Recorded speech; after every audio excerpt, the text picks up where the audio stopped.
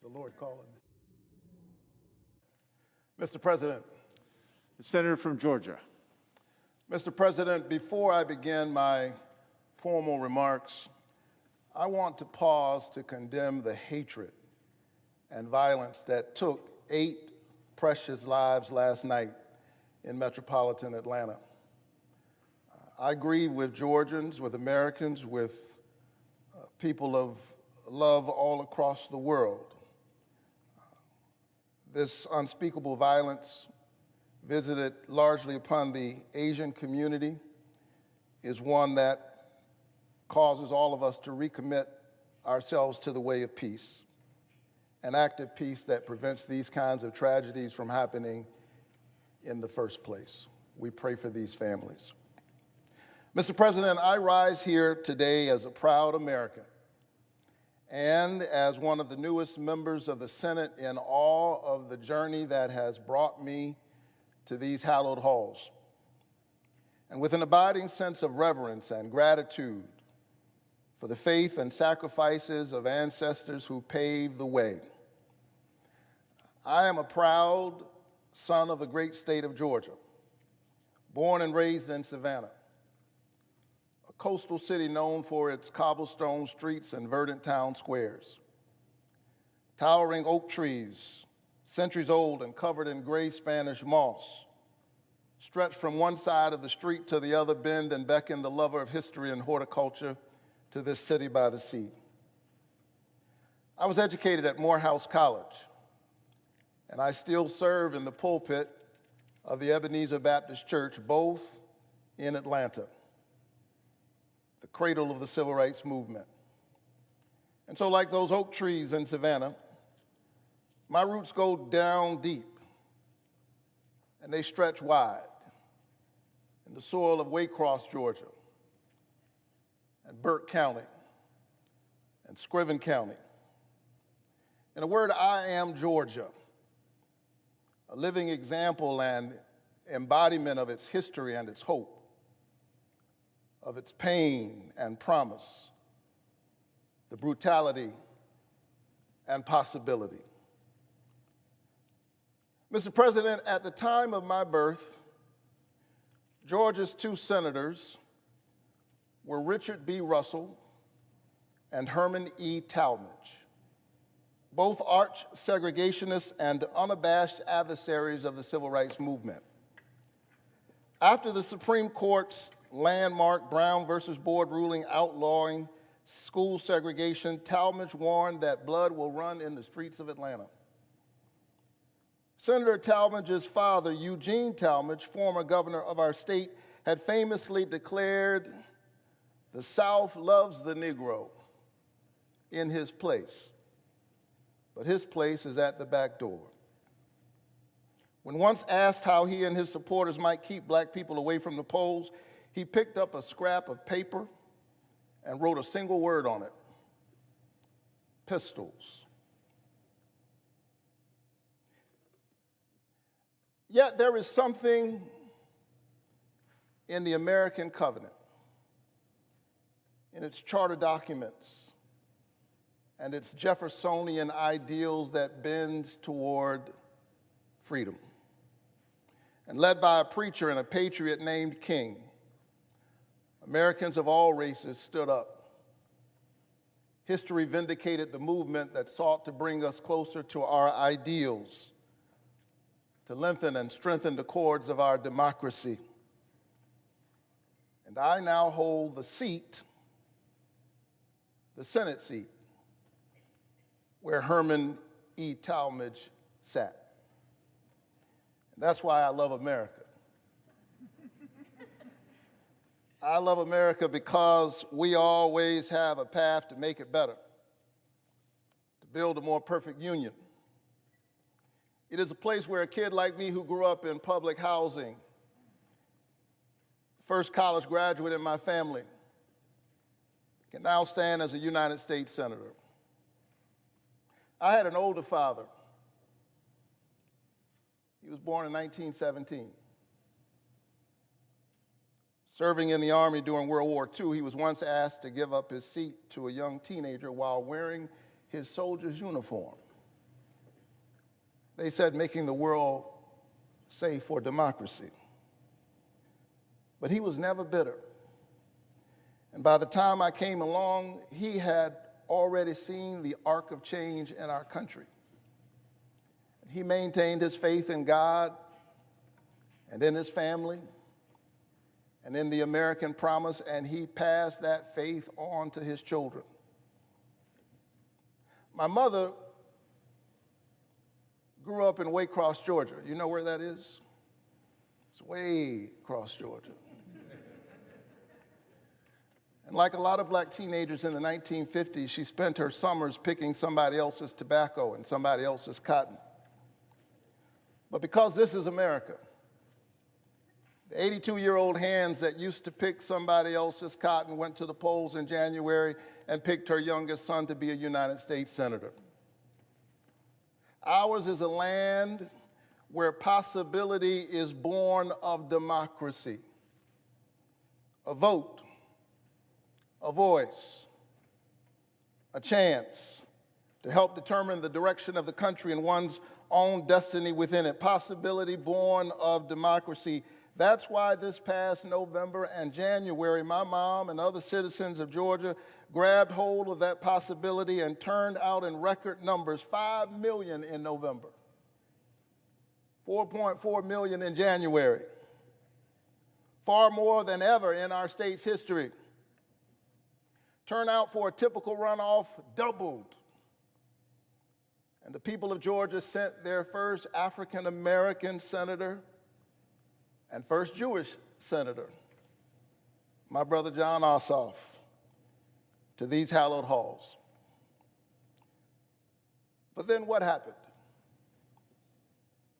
Some politicians did not approve of the choice made by the majority of voters in a hard-fought election in which each side got the chance to make its case to the voters. And rather than adjusting their agenda, rather than changing their message, they're busy trying to change the rules. We are witnessing right now a massive and unabashed assault on voting rights unlike anything we've ever seen since the Jim Crow era.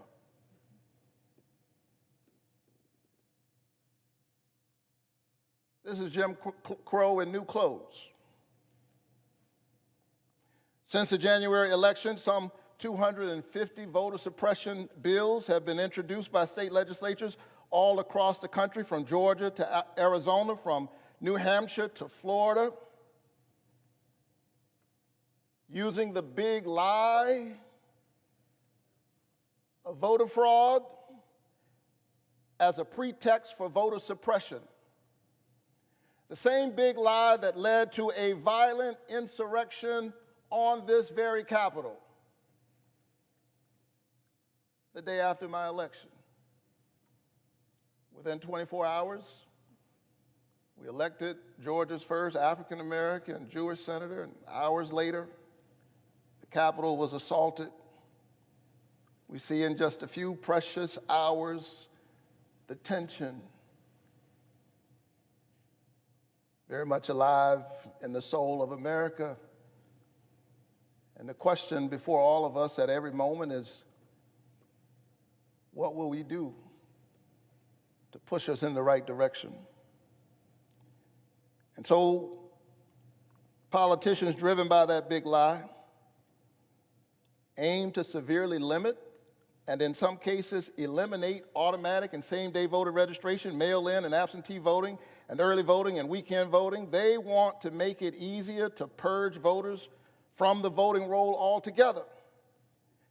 And as a voting rights activist, I've seen up close just how draconian these measures can be. I hail from a state that purged 200,000 voters from the roll one Saturday night,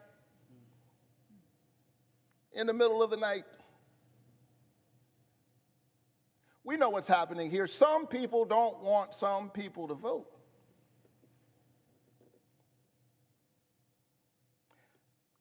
I was honored on a few occasions to stand with our hero and my parishioner,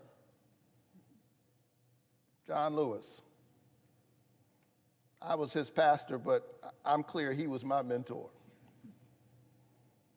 On more than one occasion, we boarded buses together after Sunday church services as part of our Souls to the Polls program, encouraging the Ebenezer Church family and communities of faith to participate in the democratic process. Now, just a few months after Congressman Lewis's death, there are those in the Georgia legislature, some who even dared to praise his name, that are now trying to get rid of Sunday Souls to the Polls, making it a crime for people who pray together to get on a bus together in order to vote together. I think that's wrong. Matter of fact, I think that a vote is a kind of prayer for the kind of world we desire for ourselves and for our children. And our prayers are stronger when we pray together. To be sure, we have seen these kinds of voter suppression tactics before. They are a part of a long and shameful history in Georgia and throughout our nation. But refusing to be denied, Georgia citizens and citizens across our country brave the heat and the cold and the rain, some standing in line for 5 hours, 6 hours, 10 hours, just to exercise their constitutional right to vote. Young people, old people, sick people, working people, already underpaid, forced to lose wages to pay a kind of poll tax while standing in line to vote. And how do some politicians respond? Well, they're trying to make it a crime to give people water and a snack as they wait in lines that are obviously being made longer by their draconian actions. Think about that. Think about that. They are the ones making the lines longer through these draconian actions. And then they want to make it a crime to bring grandma some water while she's waiting in a line that they're making longer. Make no mistake, this is democracy in reverse. Rather than voters being able to pick the politicians are trying to cherry pick their voters. I say this cannot stand. And so I rise, Mr. President, because that sacred and noble idea, one person, one vote, is being threatened right now. Politicians in my home state and all across America, in their craven lust for power, have launched a full-fledged assault on voting rights. They are focused on winning at any cost, even the cost of the democracy itself. And I submit that it is the job of each citizen to stand up for the voting rights of every citizen. And it is the job of this body to do all that it can to defend the viability of our democracy. And that's why I am a proud co-sponsor of the For the People Act, which we introduced today. The For the People Act is a major step in the march toward our democratic ideals, making it easier, not harder, for eligible Americans to vote by instituting common sense pro-democracy reforms, like establishing national automatic voter registration for every eligible citizen, and allowing all Americans to register to vote online and on Election Day,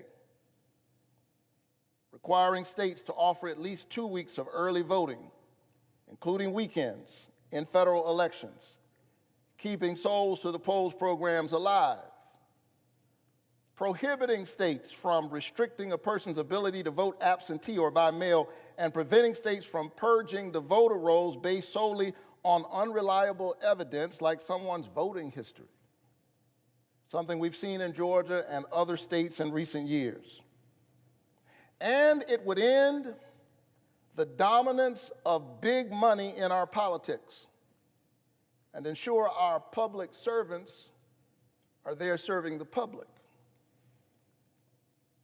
Amidst these voter suppression laws and tactics, including partisan and racial gerrymandering, and then a system awash in dark money and the dominance of corporatist interests and politicians who do their bidding, the voices of the American people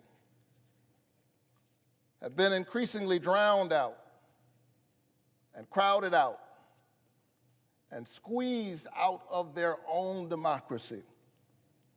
We must pass for the people so that the people might have a voice. Your vote is your voice, and your voice is your human dignity. But not only that, we must pass the John Lewis Voting Rights Advancement Act. You know, voting rights used to be a bipartisan issue. The last time the voting rights bill was reauthorized was 2006. George W. Bush was president,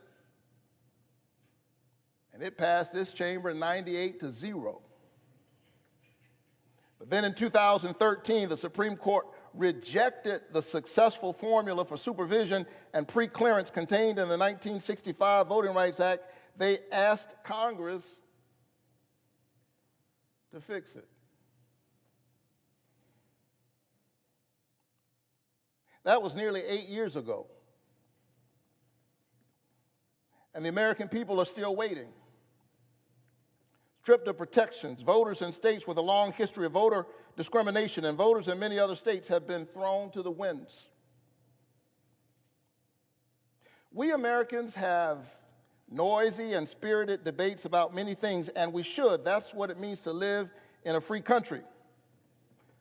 But access to the ballot ought to be nonpartisan. I submit that there should be 100 votes in this chamber for policies that will make it easier for Americans to make their voices heard in our democracy. Surely, there ought to be at least 60 in this chamber who believe, as I do, that the four most powerful words uttered in a democracy are "the people have spoken." Therefore, we must ensure that all of the people can speak. But if not,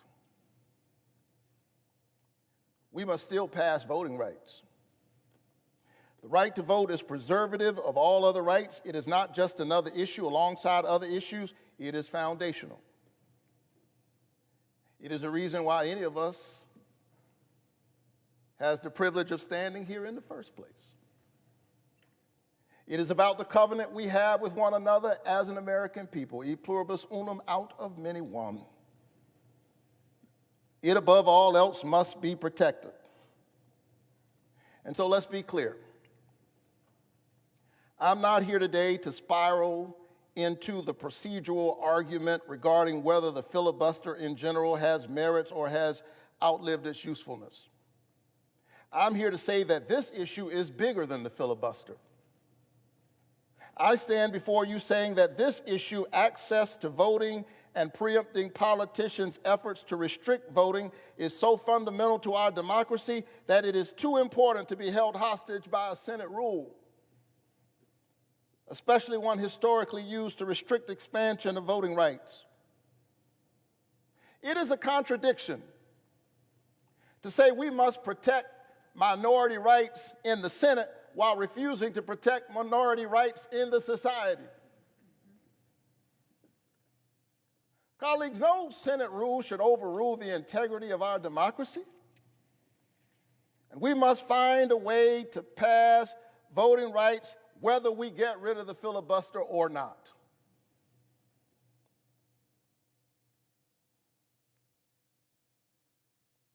And so as I close, and nobody believes a preacher when he says, as I close.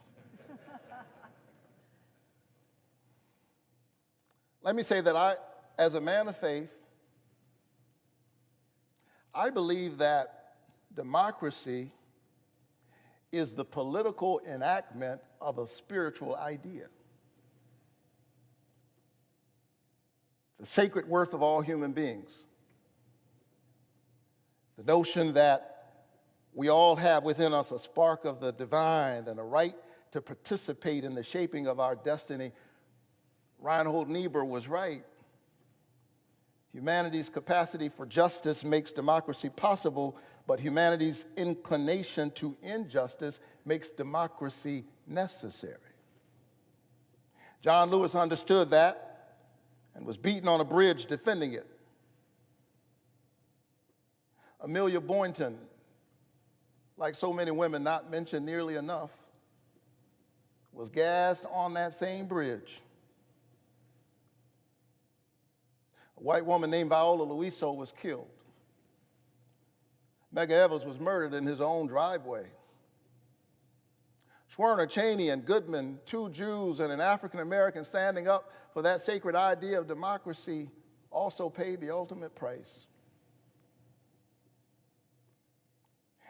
And we in this body would be stopped and stymied by partisan politics, short-term political gain, Senate procedure. I say let's get this done no matter what. I urge my colleagues to pass these two bills, strengthen and lengthen the cords of our democracy, secure our credibility as the premier voice for freedom-loving people and democratic movements all over the world, and win the future for all of our children. Mr. President, I yield the floor.